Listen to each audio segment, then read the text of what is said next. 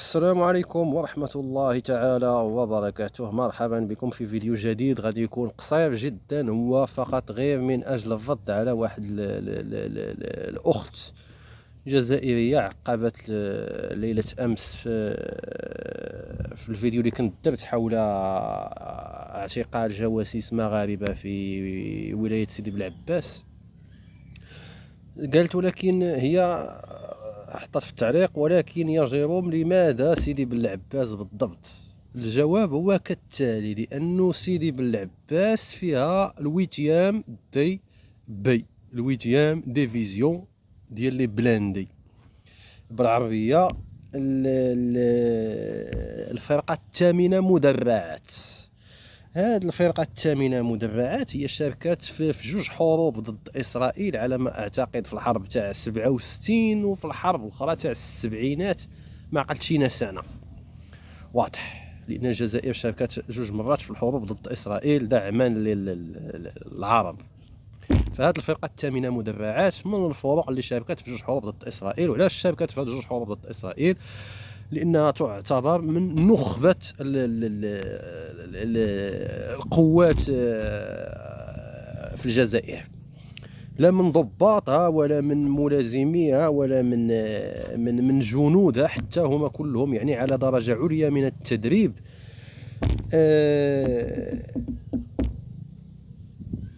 هاد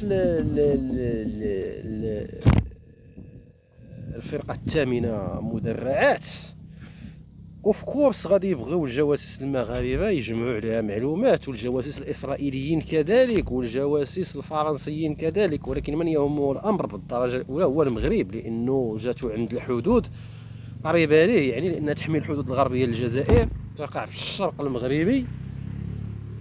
فمنه حنا كنعرفوا انه المغرب منذ التطبيع تغيرت فيه السياسه، هذا تكلمت عليه في الاعلام الجزائري وتكلمنا عليه هنا عندنا في القناه الى ما غير ذلك.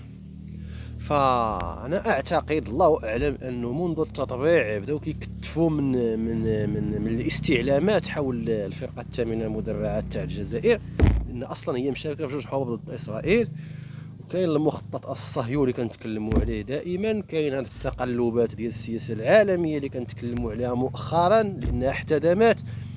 و 2020 درت فيديو قلت لك راه غيقدروا يدفعوا المغرب، 2021 يا ربي ماشي 2020، من مورا التطبيع درت فيديو قلت لك راه يقدروا يدفعوا المغرب على الجزائر في حرب بالوكاله.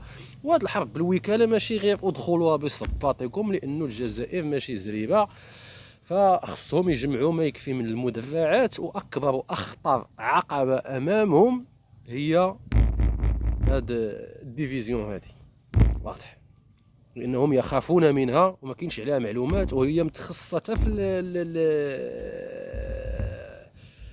مكافحه الارهاب. سمحوا لنا راه كنفكروا قبل ما نهضروا، لان تخرج شي كلمه كيمشيو كيبلغوا عليها العياشه والعبيد، وجمع معاهم حتى الذباب الالكتروني هو اللي كيقيدهم، كيمشيو كيبداو يبلغوا باش كيبقى يتضرب لنا الحصار على القناه وحنا محاصرين اصلا. ما تنساوش الاعجاب اللي كيتفرج فينا، الله يجازيكم بخير. فذكرت انه في الغالب يقلبوا على معلومات اكثر حول هذه الفرقه الثامنه مدرعات، كسوا دوك الجواسيس اللي كيرميوهم في الميدان واضح، كسوا دوك الجواسيس المغاربه الاخرين اللي هضرت على ذاك النوع منه اللي كنت انا فضحته في 2000 اوائل 2022.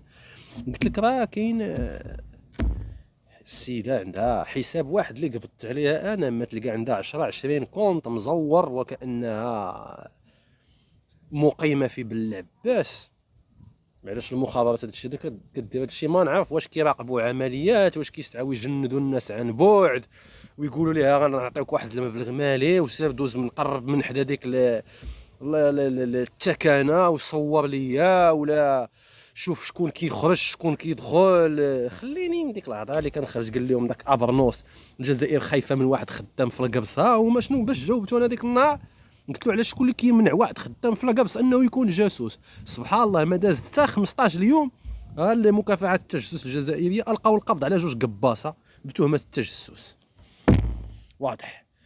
ف كنتمنى انني نكون وصلت الفكره.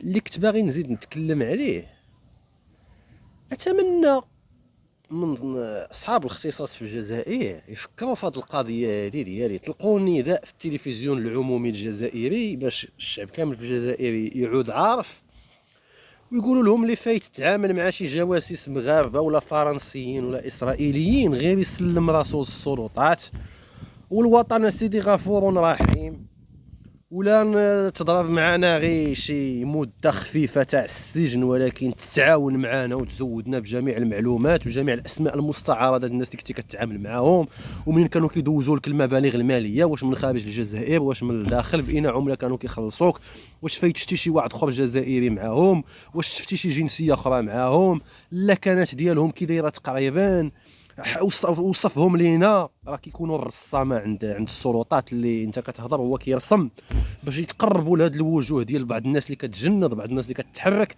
انا اعتقد الى داروا هاد القضيه هذه، مع العلم انه الناس اصحاب الاختصاص في الجزائر هم ادرى، اهل مكه ادرى بشعابها، ولكن انا اعتقد وجهه نظري ان هذه الخطوه هذه غادي تسهم في انه كاع اللي تعامل خايف دابا يقول لك هما دابا ولاو طالقين الوطن غفور رحيم، نمشي نعطيهم المعلومات اللي عندي ونقول لهم الحيتيات فاش انا تجنت، ولا ونعطيهم النوعيه ديال المهام اللي كنت كندير، وراه ما غيديروا ليا والو السلطات في الجزائر، وغيمشيو يقلبوا على الاخرين.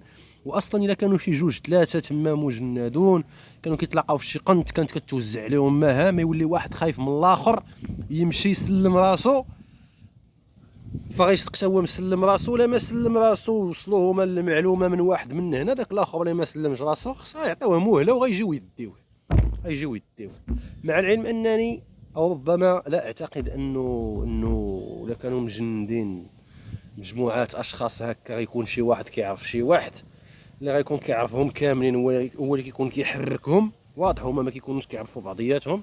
داكشي علاش في العديد من المناسبات كتوقع يعني انه عناصر استخبارات ديال نفس الجهاز كيصطدموا لان ما كيكونوش كيعرفوا بعضياتهم، كتكون غير لاجوندا تلاقات وهما تشوكاو.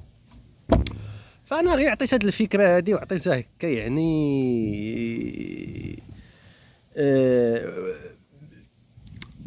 مبتدئه، ما بغيتش نقول بدائيه لان الفكره هي ليست بدائيه، هذه فكره ذكيه. اعتقد المصريين كانوا كيديروا هذا القالب هذا في واحد الوقت، كانوا كيقولوا دابا المصريين ديالنا اللي تعامل فيكم مع اسرائيل وبغى يسلم راسو ما نديروا ليه والو، يجي يعطينا المعلومات اللي كان، لان هذا الشيء غيساعد المخابرات الجزائريه حتى في تحديد نوعيه العمليات اللي كينفذوها الاجانب في داخل الجزائر او فوق التراب الجزائري. فانا بحال اللي قلت لك انا عطيت الفكره غير مبدئيا، واصحاب الاختصاص يطوروها ولا الى قبلوا عليها بعدا. فاعتقد هذا هو اللي بغيت نقول في هذا الفيديو هذا، وشكرا.